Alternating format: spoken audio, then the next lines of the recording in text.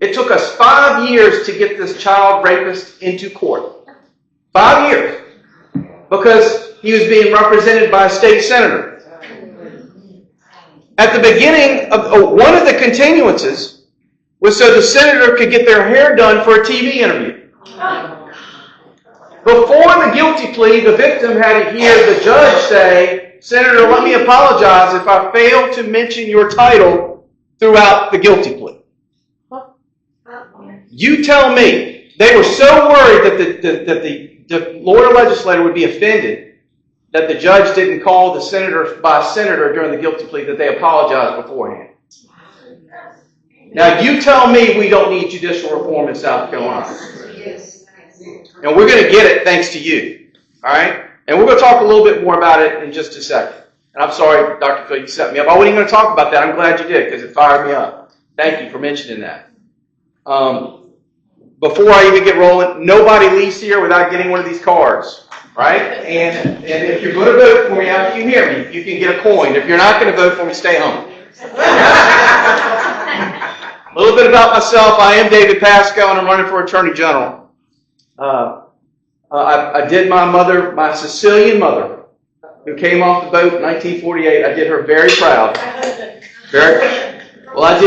did her very proud, and I married a Sicilian. I wish she could be here today. Between us, we have 4 great sons. My greatest accomplishments.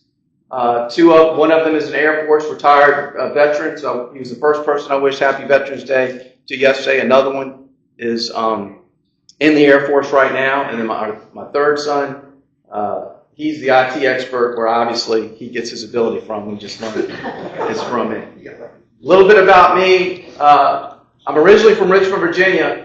In 1985, I went to the Citadel, and I stayed down here ever since because I like South Carolina. I love South Carolina.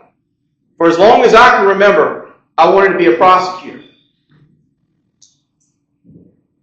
All right, make sure I hit the right button. Oh, yeah. For as long as I can remember, I wanted to be a prosecutor.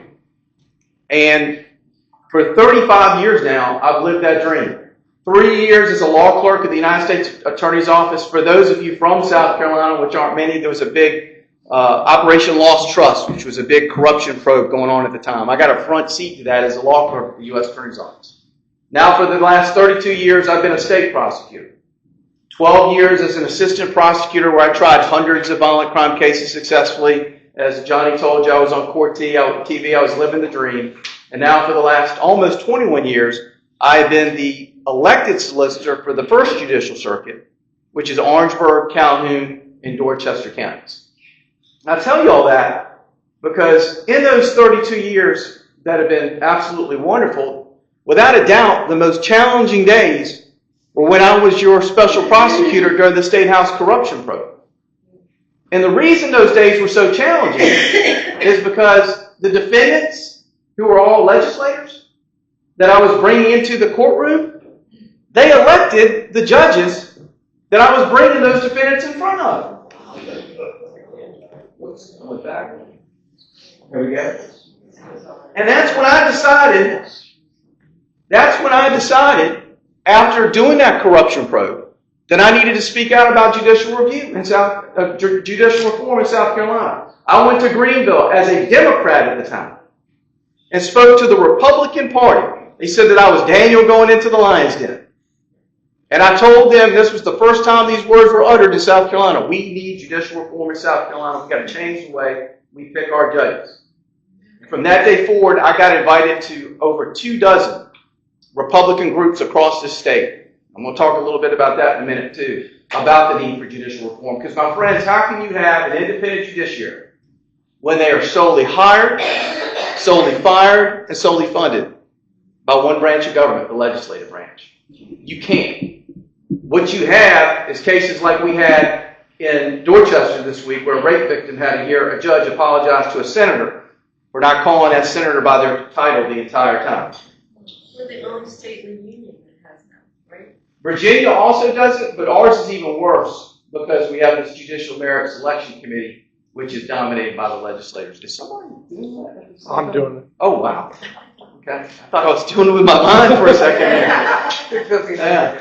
So, but despite those obstacles of having to call the defendants in front of the judges they elected. We pressed forward, and I'm very proud of our accomplishments. We issued a state grand jury report in 2018 that details the corruption in our state. And I would encourage you to go to www.scsolicitor1.org and go read this report so you can read about the corruption in Columbia, South Carolina. I convicted and removed from office the most powerful legislator in the state of South Carolina, the Speaker of the House, Bobby Harrell, because he treated his campaign account like a piggy bank. Other prosecutors, including one I'm running against, refused to prosecute Mr. Harrell. I went after him. I convicted and removed from office the President Pro Tem of the Senate, John Corson, for laundering almost $150,000 from his campaign account to himself. I convicted and removed from office 2 former majority leaders.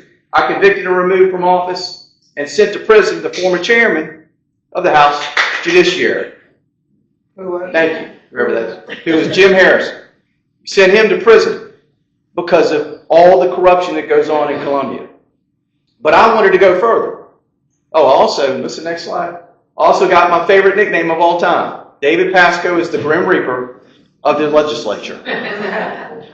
My favorite name is the only good nickname I got during a probe. Trust me, I got some rated R and X nicknames during that probe from the legislators. So, thanks to our corruption probe, these men are no longer in power in South Carolina. If other prosecutors and other public officials had it their way, they would still be in power.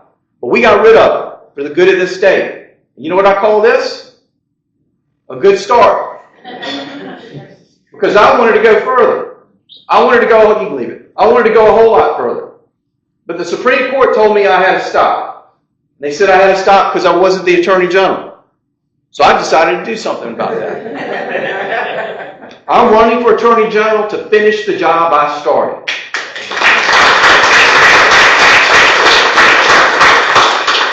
Because, my friends, this is the swamp. And these are the leading swamp monsters.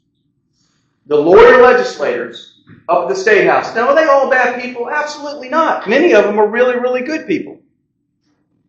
But there are a handful of them that put their hands in the public till and are up there for one reason, and that's to make money. That's all they care about. Go look at their statement of economic interests, and you'll see which ones I'm talking about. It's all public record. And you know what the other sin is? Of all these others, and I tell them this as you see, I tell them to their face. Of all these other lawyer legislators that are good people, but I tell them your sin is that you tolerate it. And we got to stop the toleration. And the people that are running against me, I'm not going to try to get too negative, but one of them, next, he tolerates the swamp. He was the one who was afraid to prosecute Bobby Harrell. Great guy. I love him. He's a friend. The next one is a member of the swamp. Oh, go for it. He is a member of the swamp. He's one of the lawyer legislators. And this is, let me see if this is right. Okay. I don't know if y'all remember this, but do y'all remember when they tried to remove Curtis Loftus in the Senate? Whether you're in favor of that or not, I respect your opinion. Me personally, I don't think you should ever disenfranchise over 1 million people's votes, especially before an election year.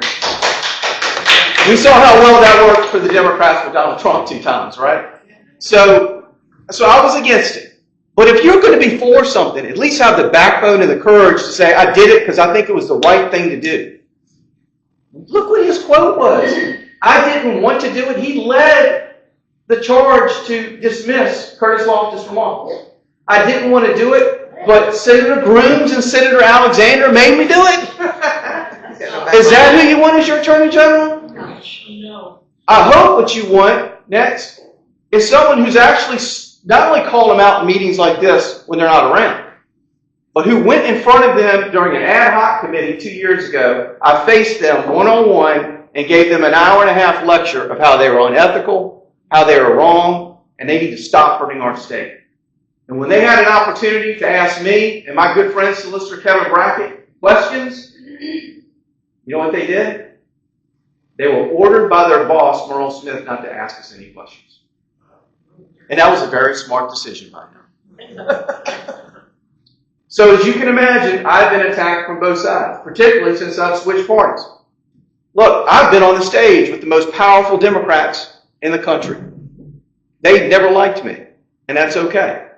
They tried to get me to switch my position on abortion because I've always been pro-life. And that's the other thing about me. Look at my record. I've always been the most conservative person in the race. I've always been pro-life. I've always been pro-capital punishment. I've always been pro-community, getting churches involved with our youth, the programs I've started in the last 30 years. So they tried to get me to change those positions, and I said no. But let me tell you when the straw just absolutely broke the camel's back. When Joe Biden commuted the sentence of a man that walked into a bank in Myrtle Beach and executed 2 women, and he commuted their sentence, that kind of evil, I said, that's it. Because I've always been a law and order, Bobby Kennedy type person.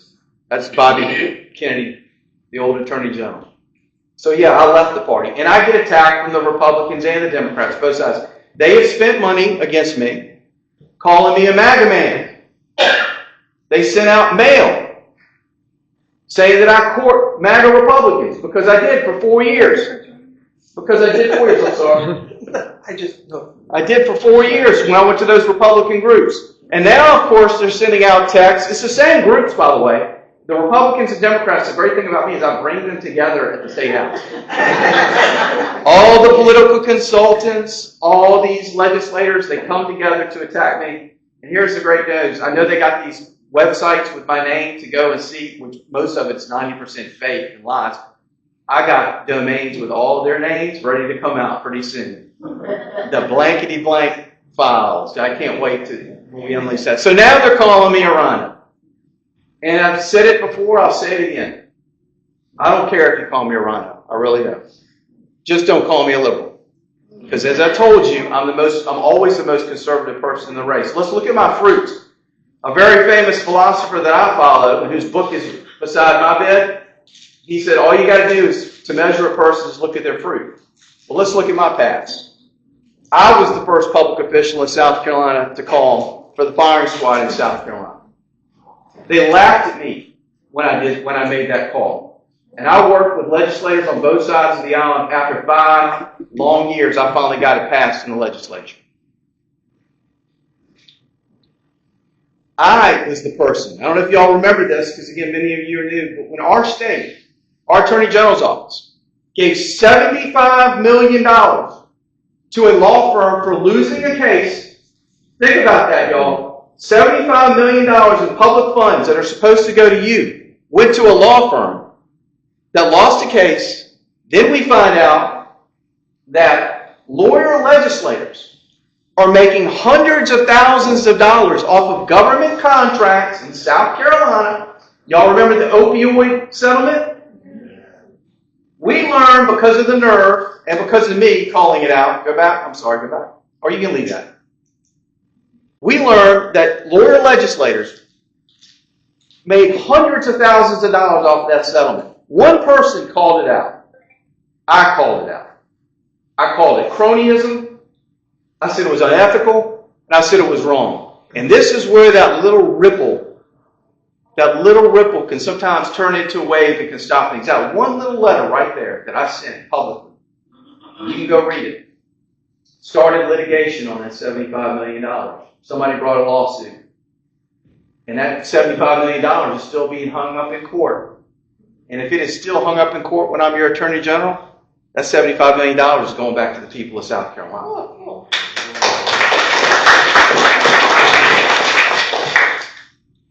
Conservative, when Gerald Malloy, who was the most powerful Democrat in the South Carolina Senate, right? Wasn't he? Oh, yeah, like We did 30-something years. Yeah, you did chaplain? Yeah, well, Good for yeah, you. it was the best campaign we ever won. Well, the second best. Mine will be the best. When Gerald Malloy got this young farmer to run against him, people laughed.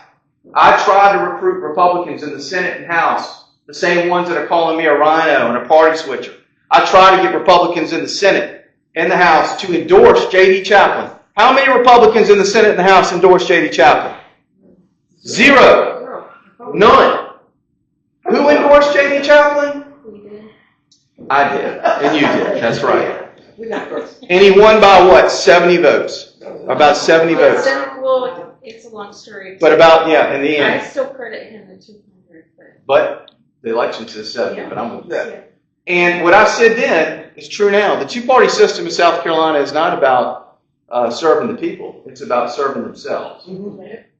And that's why I endorse J.D. Chaplin over Jared Malloy. Another example of conservatism over these people that call me a rhino. This was the former South Carolina Democratic gubernatorial candidate.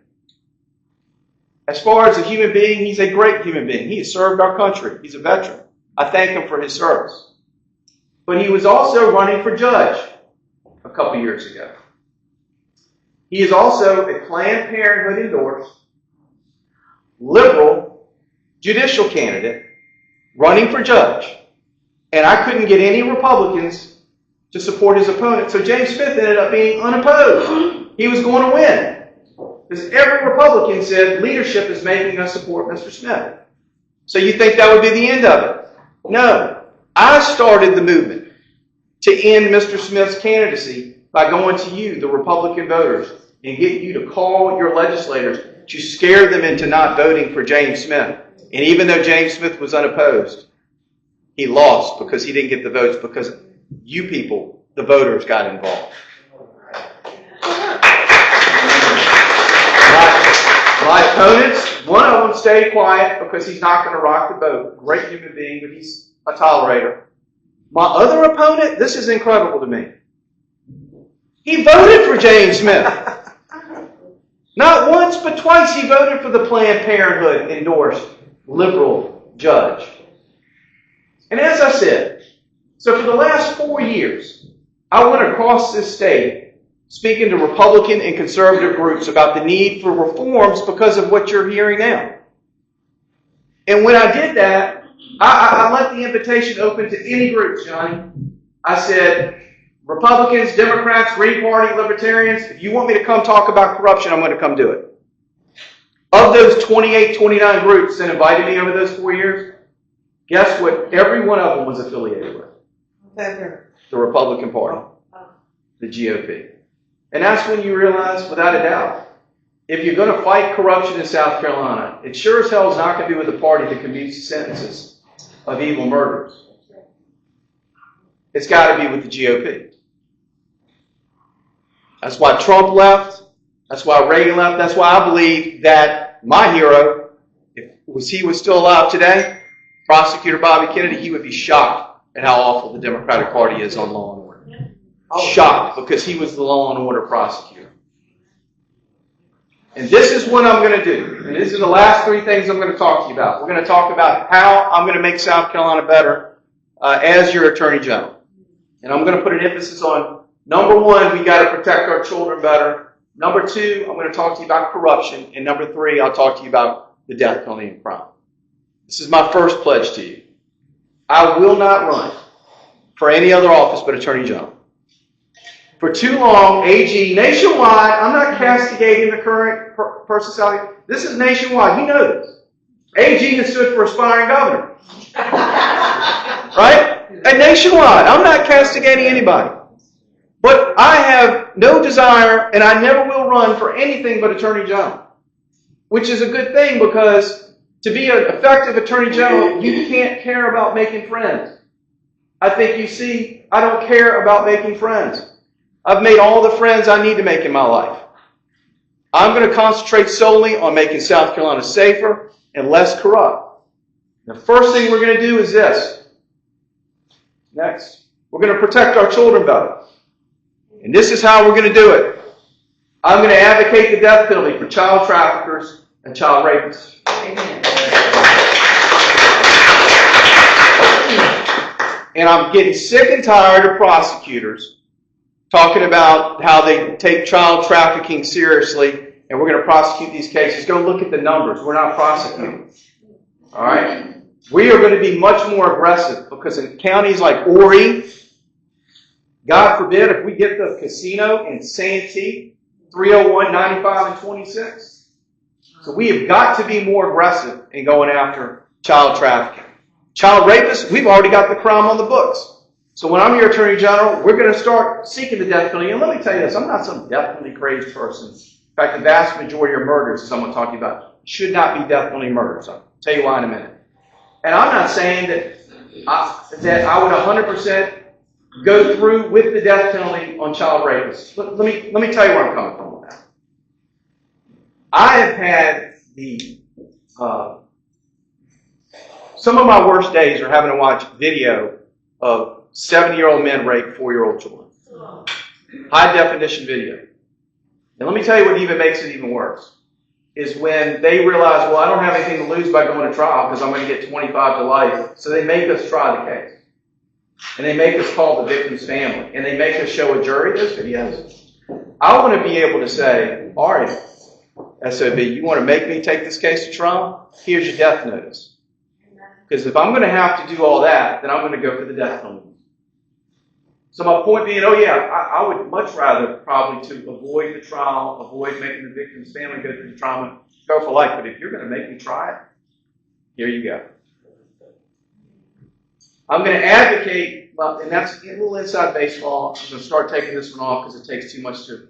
In South Carolina, the definition of a child for certain statutes is actually not under 18, it's actually under 11. That's crazy. A child is 12, 13, 14, 15. So we're advocating to bring that age up. I can answer it later more if you need me to. We are going to drastically increase the conviction and prison rate of child pornography cases in South Carolina. Again, I'm not castigating anybody, but come on, let's just tell the truth that the conviction rate and the prison rate in South Carolina is abysmal. And let's all take blame, including David Pascoe. All right, so I don't want to blame any one person. How am I going to do that? I'm going to take the money, because right now the cases are prosecuted out of Columbia. I'm sorry, but a prosecutor from Columbia doesn't care about Horry County as much as a prosecutor who is living in Horry County. I'm going to give that funding back to those local solicitors who, number one, will care more about those cases. Number two, be here, not have to drive all the way from Columbia. And number three, will be held accountable to you, the voters of Horry. Because if you don't like what you're seeing, then you can boot that prosecutor out of office. And I'm going to reestablish the youth mentor program. I'm a big believer and have always been a big believer that government can't cure all our problems. No offense to your new mayor in New York.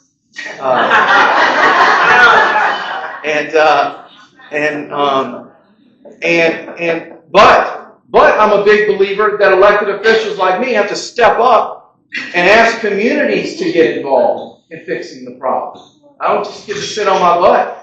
We need to, and I get communities involved. This is a great program that when children are going down a path committing petty crimes, they usually start out as truants, shoplifting, breaking into a garage to steal beer, stuff like that.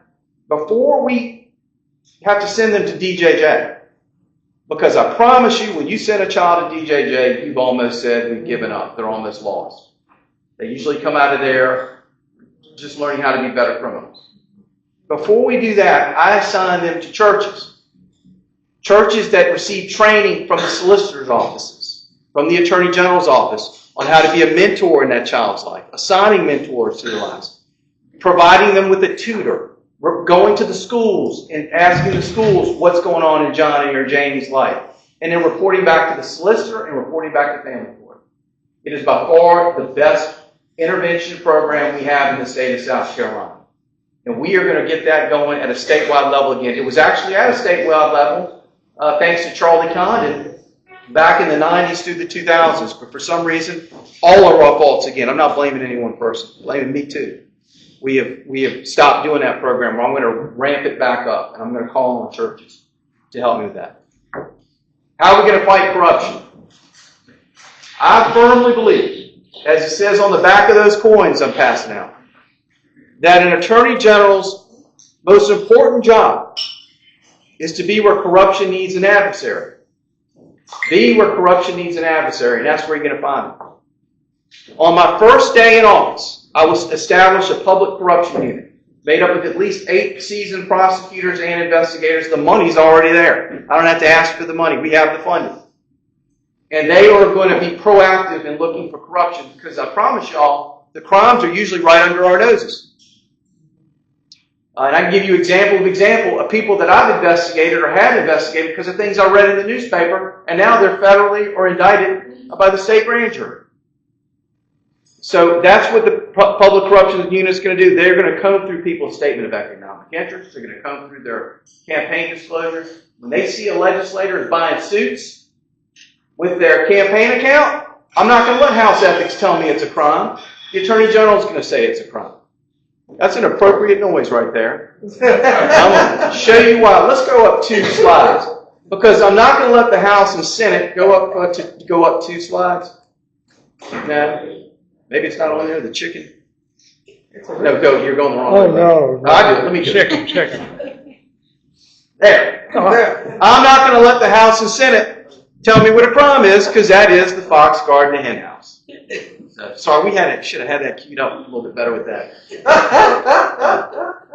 So that's what the Public Corruption Unit is going to do. It's going to comb through those reports, and we're going to ask for volunteers on the PCU, retired people, to be members of the PCU, because you got plenty of time if you want to. You got nothing going on. Just go through people's reports, flag them for us, and let us know what we need to be looking for.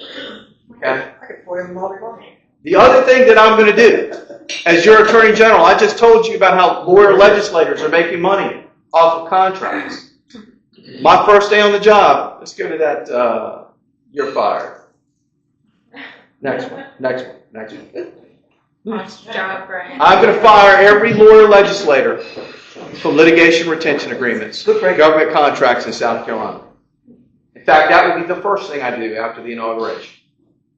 The second thing will be to introduce the Public Corruption Unit. But that is the first thing I'm going to do, is I'm going to fire every lawyer legislator from government. Because, my friends, that is how you get rid of the culture of corruption in South Carolina. I'm going to make it impossible. The one thing I can promise is this.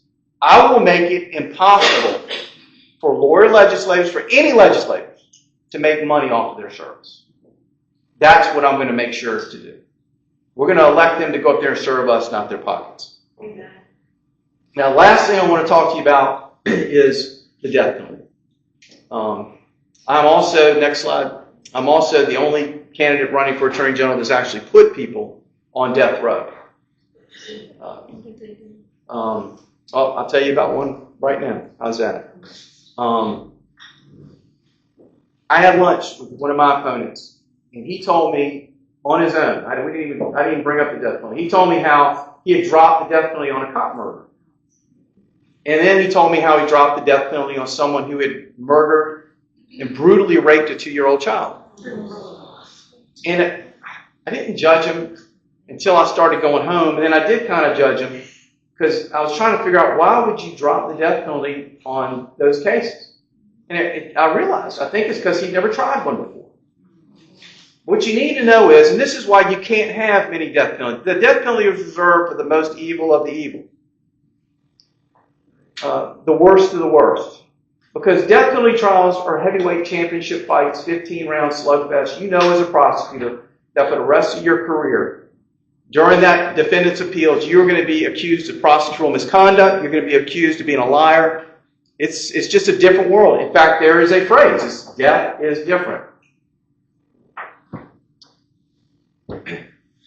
So you can't have every murder be a death penalty. But there's some evil out there where you have to seek our ultimate penalty. I told you guys I was from Richmond, Virginia. I went to an elementary school called Chamberlain Elementary in Richmond, Virginia.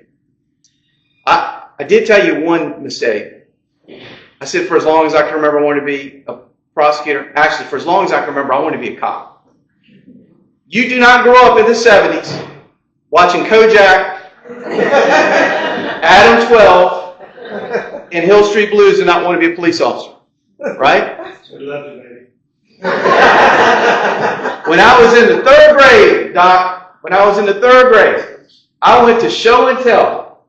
I kid you not, as Lieutenant Theo Kojak in the Manhattan South. I had the hat, I had the badge, I did not shave my head, but when my teacher said I got an A, I said, "Who loves you, baby?" It's like that.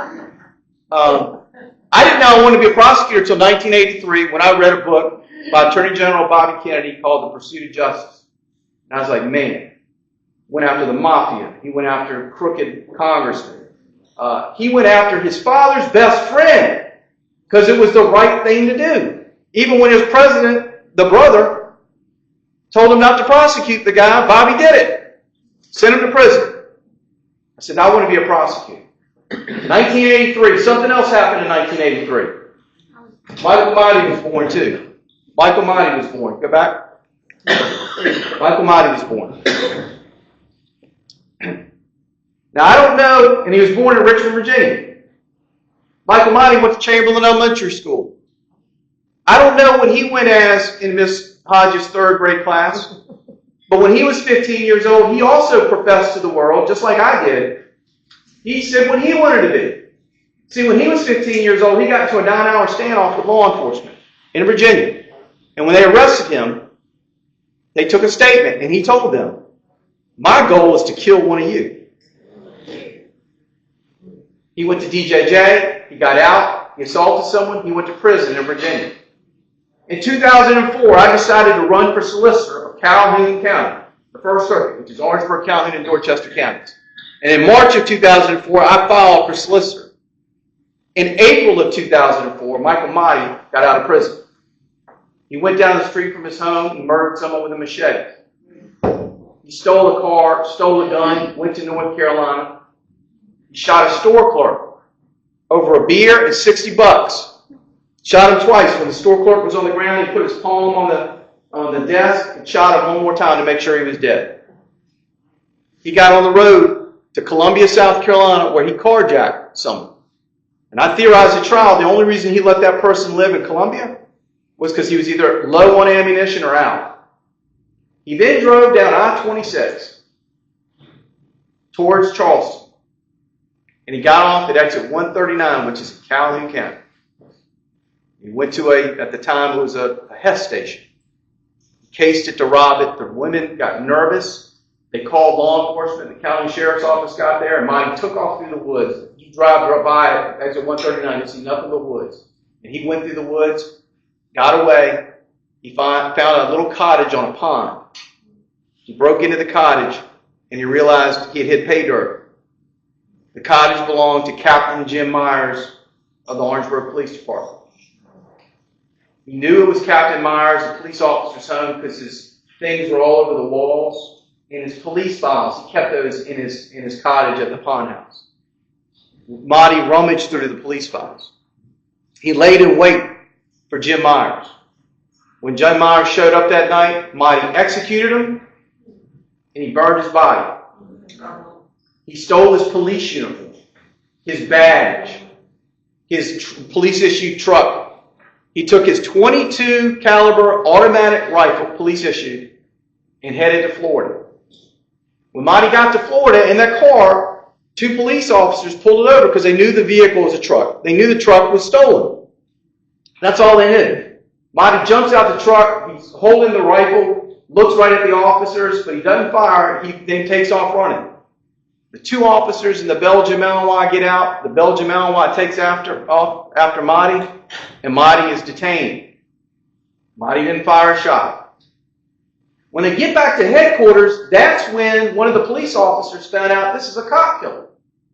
And he just got overwhelmed because he realized he would have been no match for Marty in that rifle. So he literally walks up to Marty in the headquarters, and he says, you don't have to say a word. I just want to thank you for letting me go home to my family. What was Marty's response? You're welcome. No, Marty said, I had only 2 bullets left in a 3-shot burst, and I couldn't get you, your partner, and that fucking dog. That's evil. So when I was solicitor, I got elected solicitor that November, a few months after Marty was arrested. And I filed for the death penalty on Michael Marty. And I was taking the case to trial. And Jim Myers' wife, who's one of the most beautiful women you'd ever want to meet, Amy, asked to meet with me, and I met with her, of course, and she asked me, David, would you please consider not going for the death penalty? She said, I have forgiven him even though he doesn't want forgiveness. And I just think that a death penalty is going to be too much with the appellate process, the trial, and everything else. would you please consider not going for it? And I said, Amy, any other case, I would do it for you. And any other thing, I'd probably do it for you. But you have to understand something. If I drop the death penalty on Michael Motta, a cocktail, they're going to say that David Pascoe in the state of South Carolina won't stand up for anybody. Next. So I tried Michael Motta. I convicted Michael Motta. Michael Motta was sentenced to death. And this year, Michael Motta went before the firing squad and met our maker for what he did to Jim Myers.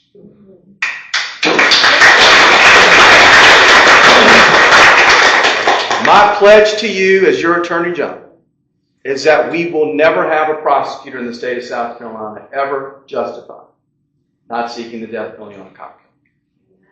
And I'm going to end with this because I know you got to go. I have one other quote. I have one other quote that I live by, and this is what I also want to promise you. I live by Bobby Kennedy's quote that when we tolerate what we know to be wrong, we strike a blow against justice. The day of toleration will come to an end when I'm your Attorney General. Thank you all very much.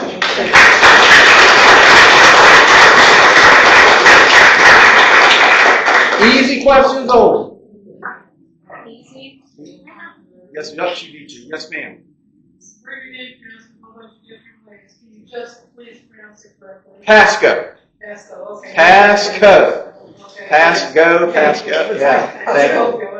Yes, ma'am. A question, well, I'm not sure, but in this state, the judges get appointed, they don't get elected. How does that get changed? Yeah, all right. They get elected by magistrates get appointed by state senators, basically. All right, that ain't good. That's it. Right. Circuit Court, Family Court, Court of Appeals, Supreme Court, they get elected in the legislature, by the legislature. But they're not getting elected. In other states, you elect the judges. Oh, yeah. I'm sorry, yeah. Why I go in and vote, and I want this person to be a judge, I want that person to be a judge. How do we change the state to be like that? Because this is all passing the buck down the road. Exactly. All right, it would take a constitutional amendment, which is going to be very, very difficult to get for public elections. I'm in favor of it, by the way, but it's be very hard. This is what I want to see done, though. And I think you're going to like my plan. You ready for it? Go ahead. It's a two-step plan. The first step is to pass a statute, because this is all it needs is a statute, taking legislators off of the Judicial Merit Selection Committee. That's the screening committee that all judges have to go through, and that's where most of the shenanigans take place, is in what's called the JMSC. So let's get all the legislators off of the 12-member Judicial Merit Selection Committee that does the screening, and either let the governor or the governor and the Chief Justice get those 12 appointments. Going through it fast, but that's step one, y'all. That's step one. The legislature will still elect the judges because that's part of the Constitution. Step two is very, very important, and this is the next thing I'm going to work for after we get step one passed. I got to go one step at a time. Step two is what's called basically the Missouri plan.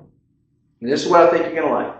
So let's say that judge gets elected in the legislature, and they get their 6-year appointment.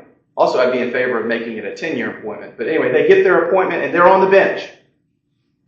How do we stop them from having to worry about going in front of the legislature again for a vote? How do you stop that? You've got to stop it at the retention stage. This is how you do it, because they do this in other states. After that judge's term is over, they go on the ballot. Not as a judicial race. Nobody runs against them. They're unopposed. And the voters give them an up or a down. If the voters, and so it's not a judicial election, they don't have to spend millions of dollars, there's nobody running against them or anything. If the voters like that judge in Horry County, they'll give the judge an up. He or she stays on the bench for another however long the term is. If the voters of Horry don't like that judge, they vote down, and then more people will run. They'll go through the governor-appointed JMSC in the legislature. So I like that because I don't think it'll take a constitutional amendment. It might be done by statute. And also, it allows the people a voice in who their judge is. Right? Yes, ma'am. I lived in Vegas when we selected our officials, and I worked with the CCRP, which is our I'm a GOP. And we used to get phone calls all the time. Who do I vote for? Who do I vote for? Nobody knows the judge. I'm going to be honest with you. That's Unless right. you have gone in front of them, they have no idea. And there were 56 judges one time. We had to go through, figure out who they were, then send out a whole thing. So I'm not in favor of that. I'm not in favor of the attorneys picking their judges, but there's got to be something. Yeah, well, what we just talked about, front end, the legislature was still elected, but by JMSC free of legislators, and back end for retention, the people were given up or a down. Yeah, but Yes, Alan. Yes, ma'am. So a couple minutes ago, you said you were, like, you're okay with the death penalty, but only for those severe cases. Well, how do we get the legislators to clearly create a definition in, like, the bill or a bill to specify what? Well, there is already a statute. You know, like, believe it or not, if Charlie Kirk had been, I don't know if y'all followed me on social media, please follow me on social media, because every now and then I tweet good ideas, or Facebook, good stuff. Believe it or not, if Charlie Kirk's murder, assassination happened in South Carolina, it probably would not have been death penalty eligible. Because you have to have what's called a statutory aggravating circumstance. And there probably was not an aggravating circumstance to seek it in South Carolina. So I've asked the legislature, and I've got Republicans already on board to do this, to pass an aggravating circumstance that would say if a murder is premeditated or planned, you can seek the death penalty on that murder. So, but it's already a statutory scheme. I don't get to just choose whatever murder I want. It has to meet a statutory scheme. Right. Well, I thought you were also trying to say that, you wanted like a clear, like, because more people are given life in prison than the death penalty. So I thought it was trying to make it clearer. I can't. You have to remember this. When I started as a prosecutor, if you got a life sentence for murder, you know when you're eligible for parole? 10 years. It was actually 10 when I started. So the great thing that we've done in our laws is we now have truth in sentencing for murder cases. So now if a person gets life, it means life. So you went for the death penalty all the time in the 80s, 90s, because if you didn't and the person got life, they'd be eligible for, back then it was 20 years in the 90s. But yeah, so that's why. I'll come back to it. Yes, ma'am. Hi. The whole thing blows my mind about a lawyer legislator going before a judge that he's appointed. Or elected. Oh, that is right. Yeah. Elected. I come from a different state where we actually elect our judges. The community elects the judges. But isn't that a conflict of interest? Oh, yes. So how the attorney should recuse himself or the judge should recuse himself? Why is that not happening? Welcome to South Carolina. I know, because we fought that with the planning commission in Orange County too, about a developer recusing himself from the planning commission. And one of the ways that I say what you just said, for the first time, at least in my 30 years, the Supreme Court has heard some of the protections that lawyer legislators get. And one of the good things, we've got a new Chief Justice, Kittredge. He's a really good guy, conservative. He has, on his own, and he can do this as Chief Justice, he said, senators who appoint magistrates, you can no longer practice law in front of those magistrates. Yeah. Finally, after 100 years, we finally got that. But then I said, all right, where's the next step? You're showing us that you agree now it's a conflict of interest, like you just said. Well, we need to do the same thing with these legislators that are elected the judges. Right. Yes, ma'am. I come from upstate New York. We had a famous AG who went on to be a governor. I don't know if you figure out who that was. It was the only time I remember. And he graduated last in his law school because I know somebody who went to school with him. When I asked you where you fell in the line for graduation. Graduation at the Citadel, I was in the top 5 of my class, I think. Don't hold me. I know I was top 10. In law school, I was a B+ student. So you were at the bottom of the barrel. You were good.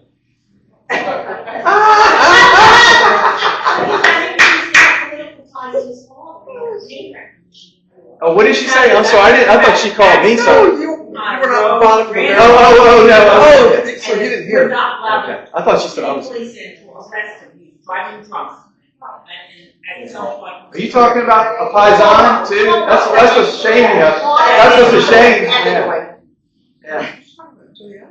No, Cuomo. Yes, ma'am. I appreciate the fact that you know your audience. I think you touched on on our hearts for all of us. One thing you said about fixing corruption. One of the purpose of the schools is to educate the children. The purpose is also to get to know the character of the child, so that you can, when you see them doing, maybe killing a cat or doing harm, the teacher and the social worker, they know that. I'm sure you've talked to teachers of students that were murderers. They said, 90% of the time, I knew that back when they were 5 years old, right? But the problem is like the HIPAA laws. It's like getting a social worker to cough up information about the child. It's like getting a needle to find out HIPAA laws or something. How are you going to do that? How are you going to be able to stop that corruption when you can't get the information? Yeah, that's a great question because you can't get it because of federal laws, not just state. You know, one thing that I encourage, and I know my prosecutors do it, and I would try to get prosecutors to do this throughout the state as Attorney General. I started as a juvenile prosecutor in 1993. I did that for a year and a half. And you know what I did as a juvenile prosecutor? I constantly visited schools. I walked the halls. The kids in those schools knew who I was. They knew I was the prosecutor. And I'm going to encourage all family court divisions and solicitors' offices to do that. So teachers can reach out to you, children can reach out to you, and parents. Again, that's just being involved in the community. That's one thing that we can start doing. Stop looking at these children as numbers. How many cases are we going to move? How many cases give DJ, and start looking at them as people. And that's the one thing, because there's no way I can get around the HIPAA laws, you're right. Well, if you could just even get information from the school, for instance, kids, pulling the fire alarms. Yeah. Just. Oh, I can get that. No, see, I get that. That's just. Yeah. It seems like that's the beginning, though. It is a beginning, and you're right. All right, so that is a power that I will have that maybe you as a citizen won't, and you're absolutely right. We need to do that. We need to be more proactive, the solicitor's office in particular, in getting that information. Like, I get lists of what students have been suspended and for what, and have had disciplinary problems to track that. Okay? See, now that's who needs a mentor from the church or from someone. Exactly. And those are the children that need to be assigned to those things. Yeah. Yes, ma'am. I read this morning that our legislators, we all know they voted themselves a raise in the early part of the year. Okay. And the Supreme Court, tell us what's going on there. Okay, because the lawyer actually texted me and some others. The Supreme Court, the legislature gave themselves a blatantly unconstitutional raise. You can't do that. You cannot give yourself a raise. Well, you can't. And fortunately, the Supreme Court today said they can't. And they told them, sorry, but you can't give yourself a raise. I have not had time to read the opinion because I was driving here. It looks like it might be a 5-0. I've got it. I can pull it up later because it was a per-hearing opinion. But the Supreme Court told the legislature, and what I loved was the lawyer sent me one of the quotes from the opinion. I want to get it right. Hold on. Let's get it right. Evidently, the Supreme Court said, where is it? I get too many texts. Here we go. Legislators are not above the law. They can't illegally feed at the public trough. I like that. Love it.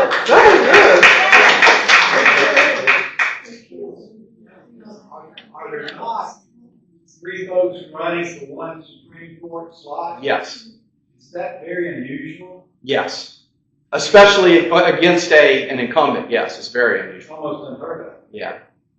And I would like to know, will the Corps cadets be upset when the Walker Terriers come to town this weekend and kick them? Kidding. Man, you had me. I was going to endorse you, but not now. I didn't know you were a Walker graduate. I couldn't get the signal. I couldn't walk. Well, I couldn't get into Walker, so I went to the center. Yes, ma'am. I'm sorry. The question, if you can remember maybe about, maybe close to 10 years ago, There's all of this stuff in the legislature about the reactors and all of the stuff about the energy and the state running that and the neglect that went into that and all the money that we lost as taxpayers. And all of that now has gone away and nothing was ever done about that.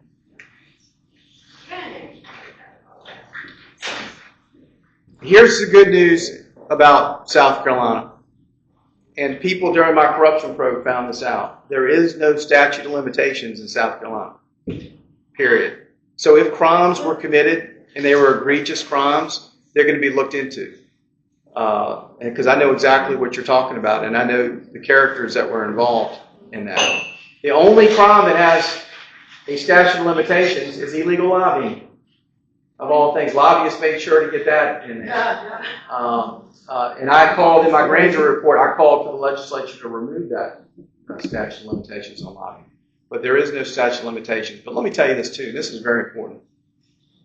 I'm no Letitia James, as you've noticed. I don't talk about people, and I would never do that. I think she should have been disbarred.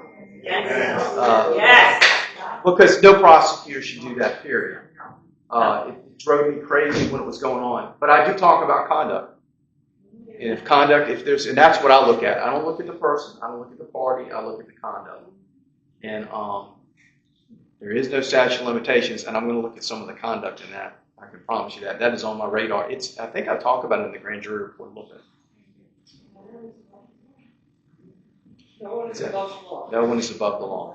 100%. Yes, ma'am. So to finish my question, I know I was reading really long. So it was leading up to coercive control, and do you believe if there are changes need to be made? What changes would you make? Because it at least appears that South Carolina protects the defender and not the victim in those situations. So that's what I was thinking. On coercive control. So like if, say we were dating and she abused me, he or she would get more protection than I would. Like I wouldn't have any rights to, Oh, I understand. as in the courts wouldn't help.